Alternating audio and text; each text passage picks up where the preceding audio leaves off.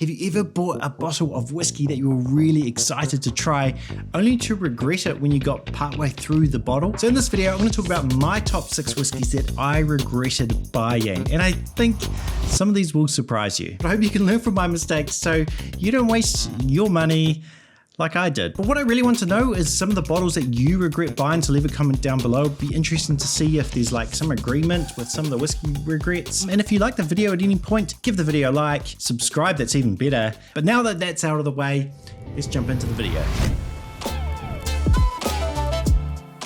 So in this video, I'm going to start off with my lighter regrets and move on to the whiskies I really regretted. So make sure you watch the end of this video. There's some absolute whiskies that I don't think you should buy. But these first whiskies, it's not that you shouldn't buy them, and I think you guys need to hear me out on this first whiskey. Not that it's a bad whiskey. In fact, I think this is a great whiskey. I really enjoy drinking it. If anyone poured it for me and said, here, do you want to try this?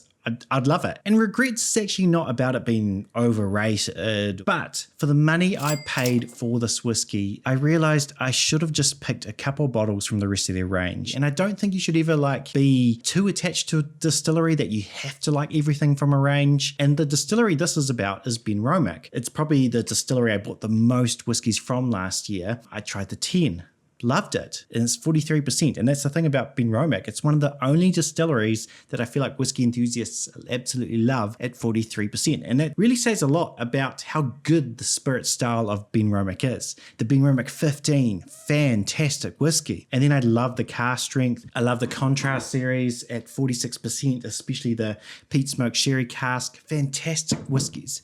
So which one did I regret? Well, I thought if I love the rest of this range, surely I'll like one of the more premium whiskies. So how about I spend a lot more and get something a lot older, and surely I'll enjoy this. Like, this will just be the best whiskey ever, right? And it is the Benromach 21.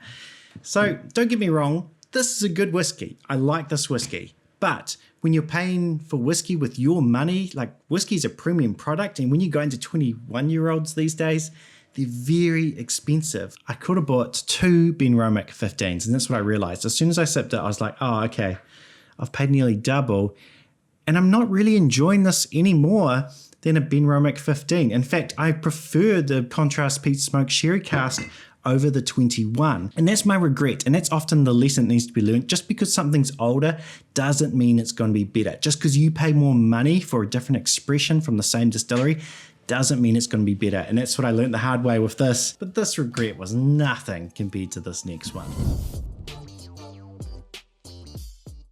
So I do really want to keep my channel positive. And if there's whiskeys out there I really love, I want to tell you guys because you guys might like it too. So I don't really like bagging on whiskeys though. Generally what I do is I just don't talk about it.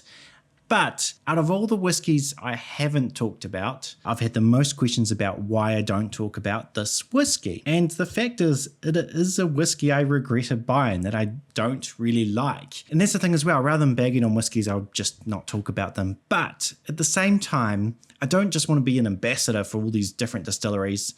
I probably should tell you about the whiskeys I dislike too. And this whiskey is the Bowmore 12. Look, I love Islay whiskies. This is why it's so surprising. Laphroaig, Ardbeg, Port Charlotte, Kilmory, love them. But the Bowmore 12 I had, I just really didn't like. It didn't feel complex. It felt flat. It just wasn't really well balanced. It was colored. It was chill filtered. Actually, I had this at a tasting with a bunch of like whiskey newbies, enthusiasts, and geeks. We had this cup in the middle, which, you know, if you don't finish your dram and, you know, because you don't want to get like super drunk at this tasting. So you can pour back into the cup if you want. And the whiskey that got poured back the most was the Bowmore 12, whether it was a whiskey newbie or an absolute whiskey geek. I've been back to it a few times and I still don't really enjoy this whiskey. I know some of you do, but it is a whiskey that I regret buying, and it's not really one I want to spend much more money on. But look, don't get me wrong, there are great Bowmores out there. I've tasted independent bottlings, which are some of the best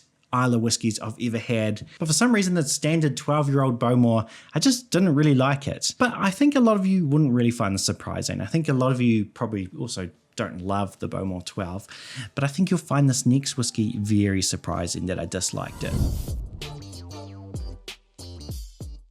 So as whiskey enthusiasts, it's very easy for us to get caught up in all the hype around a whiskey, and I'm definitely guilty of this. A lot of people were going on about this distillery. It was rising up. A lot of people were discovering how good it was.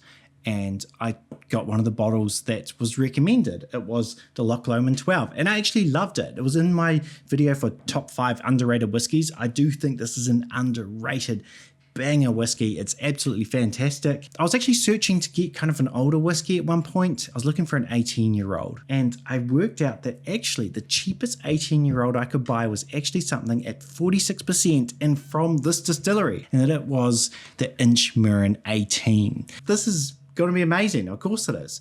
So it was good value. It was peated. It was from a great distillery. I bought the whiskey. I went to try the whiskey, and I realized straight away that I regretted it. But then I thought, well, sometimes it just takes a bit of time to go through the bottle. And this often happens. It happened with the Kilmory 16. I started off with the bottle and thought, this is not that great for how much people rave on and on about the Kilmory 16. But as I got through the bottle, now I'm loving it. This never happened with the Inchmurrin 18. It was farmy, weird, like sulfury, had lots of like off notes. And I do understand this is a personal preference thing. I know some of you love this bottle, but for me, and I didn't like it. But this mistake, this regret wasn't as bad as this next whiskey, which I really should have known better.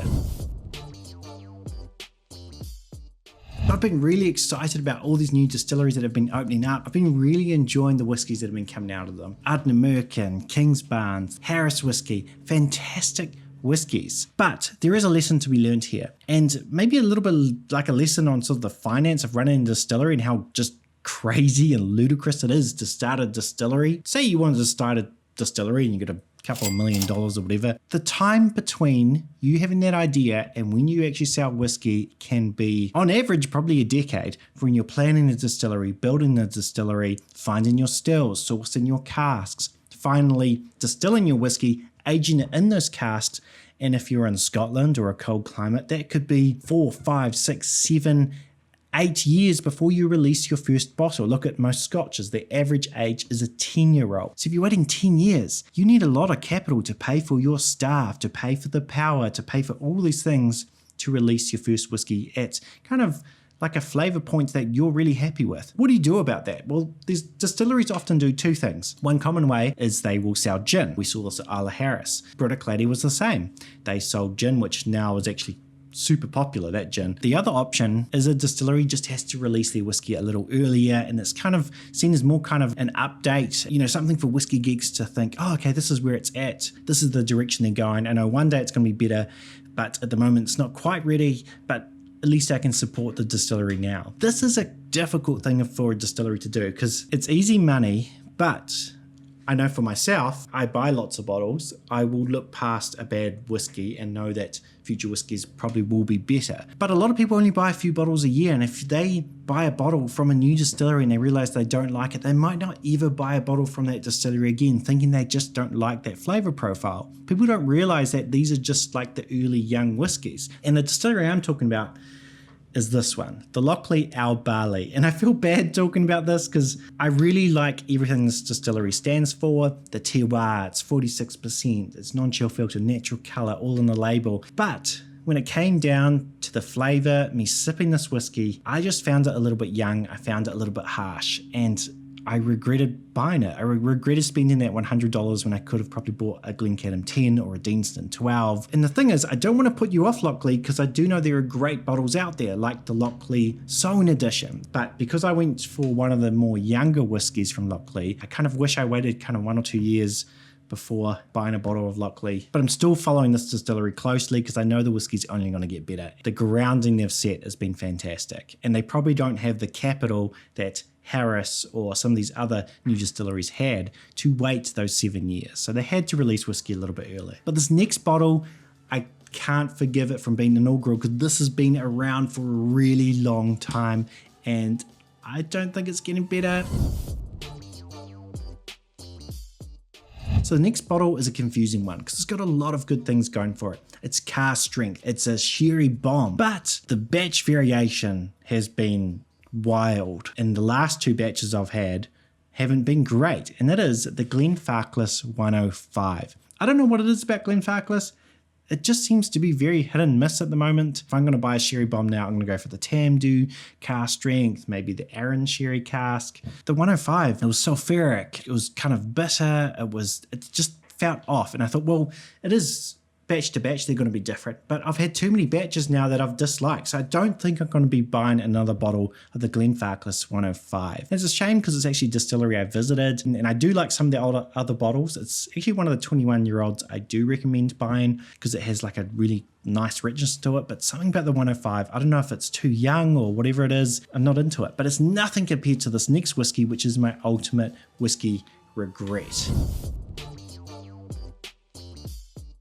So this final whiskey that I regretted the most is one I should have really known better. So the thing is, it's easy to get caught up in a groupthink with a whiskey YouTube channel, and I'm consuming other whiskey media from other whiskey YouTube channels and Instagram accounts and stuff. And it's easy to get caught up in, you know, unchill filtered, natural color, 46% whiskies. And I was thinking, let's just go a little bit left field. Let's just take a punt on a whiskey that I haven't tried before, and maybe it's actually good. Maybe it will surprise me. It's a really famous distillery. The Aberlour 12 is a great intro whiskey, but this is not the whiskey I regret buying because I think this is a great intro for beginners into the sherry side of Scotch. And this is the one I often go to. So I thought, well, what if I step it up a bit?